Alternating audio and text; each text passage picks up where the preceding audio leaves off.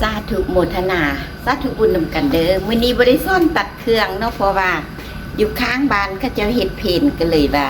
สิไปเพนนำเขาเจ้าผู้ใดอยากเรียนตัดเครื่องกระทักเบอร์94249561เด้อมื้อนี้แม่แก้วบ่ได้ซ่อนเนาะแล้วก็นักเรียนก็บ่ได้ทักมาแดช่วงนี้ฝนกระตกทุกมือแดก็เลยว่านักเรียนบ่ได้ทักมาเนาะไปบุญนำกันไปเอาบุญนำกันเพิ่นเฮ็ดเพนเนาะสาธุโมทนานำกันบ้านเมปลาเด็ดเนาะไฟไหม้เศร้าไฟมือนั้นอยู่ข้างบ้านเมแก้วเพิ่นก็เลยว่าเฮ็ดเสียเคาะหับโศกเนาะเอากูบามาสูดออกให้กูบากับกูบาวัดบ้านโพนสวัสดิ์เนื้อเนาะเพิ่นก็เล่าแต่ซ้ำเท่าสีแก่อยู่ข้างบ้านหอมหนึ่งนี่เนาะมาโมทนาสาธุนำเพิ่นเงินที่คนไปเพาะได้มาเพิ่นกะทานเป็นค่าน้ำค่าไฟให้ครูบาอาจารย์เมิดเลยเนาะสาธุบุญนำเพิ่นเด้อก็ให้มีโชคมีลาภมีโชคมีใส่เบิดทุกคนให้เคาะให้น้ำให้โชคให้เศร้าเพิ่นสูดให้ละกะสิมีโชคมีลาภแล้วบัดนี้บ้านแม่ปลาเด็ดนะกะคนเสียเบิดทุกคนนั่นแหละอยู่ข้างบ้านข้างเฮือนก็ได้ก็เลยว่าเอาครูบามาสูดให้เป็นแนวคิดที่ว่าดีต่อใจเนาะ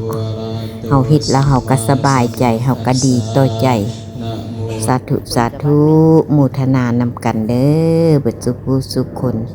โยมาวายุตุยหังมาจากดวนเจียวปันทโว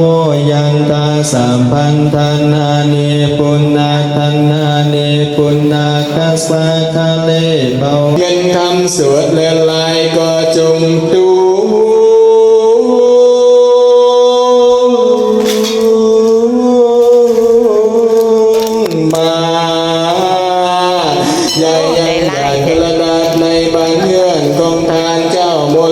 สัทธาอันมีเจ้าเฮือนเป็นทอ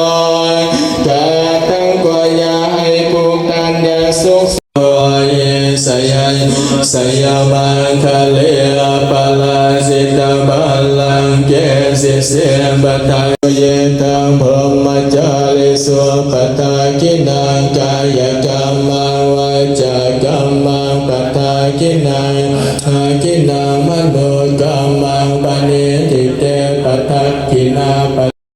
แล้วเบิดแล้วเนาะย่อมือสาธุนำกันเด้อเพิ่นสั้นเขาสั้นนำก้องกินเพิ่นกระแตงเอามีแต่แนวแซ่บมีหลายอย่างหลายอันเนาะมีฮอตกอยซีนหมูซีนงัวซีนป่าแจวโอ๊ตปากกดหน่อไม้ไล่แจวซีฟู้ดแจวโยลาบจืนส้มปลาเอียนโอ้มีแต่แนวแซ่บอันนี้ก็ส้มนั่งใส่ใบผักบัวบานเพิ่นเนาะเฮ็ดเอาเองมีกะโยมีฝืออีกตึมบ้านเมแก้วเราอยู่ไกลๆนี่เนาะบ้านเมแก้วถ่ายไปก็เห็นทางข้างเสาไฟตัวนี้แหละมันสดมื้อนั้น